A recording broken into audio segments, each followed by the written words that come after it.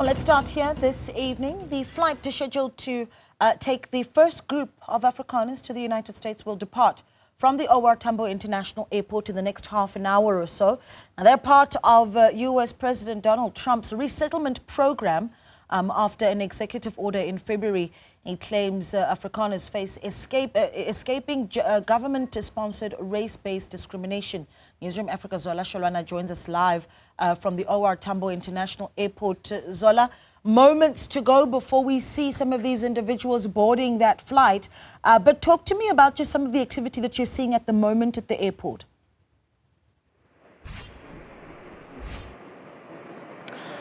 Well, Naledi, they have actually boarded, many of them, but we can't see them from this point. What we are waiting for now is to see the aircraft actually take off. And we do understand that this is the point where it will be preparing, to take off. Anytime from now, it was supposed to happen at 8 o'clock, but there were slight delays. Hence, we haven't seen it. But I can tell you that, there were mixed reactions about what we saw earlier on, the 49 white Afrikaners that are making their way to the United States of America to start a big, a new life. And those that we spoke to were mentioning that they were quite anxious about what life has in store for them on the other side, but they felt like they are making, the right decision, because for the longest time, for many years here in South Africa, they felt like they were not part of this perfect picture that is painted, by many people of a democratic South Africa, where they felt racially segregated, in many ways. So this decision, came with a lot of thoughts. They've, discussed with their families, and it was also an emotional time because many said this is their final goodbye. So they are not, considering looking back or coming back to South Africa. So they've left with their family. So there's about 13 families that are actually boarding in that aircraft as we speak, Naledi.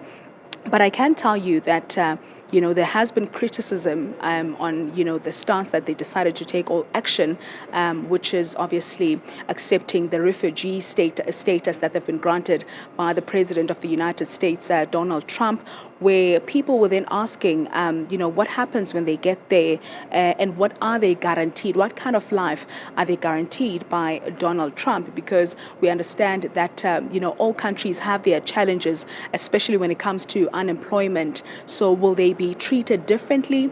Will they be attended to differently, compared to other refugees that are in, the United States currently, or other people that are, other residents or citizens rather of the U.S. that have many challenges that they can, talk about. So those are conversations that are currently ongoing as to, what will happen when they get on the other side. We tried talking to them about, their expectations when they get to the U.S., but we couldn't get an answer really, as they were instructed not to, divulge in terms of, what is happening on the other side or what is, expected to happen. So this is the first group. So this shows that there's a possibility that there could be another group that could, apply or send the applications to the Department of Transport so that they can be processed, vetted by police and state security to ensure that they don't have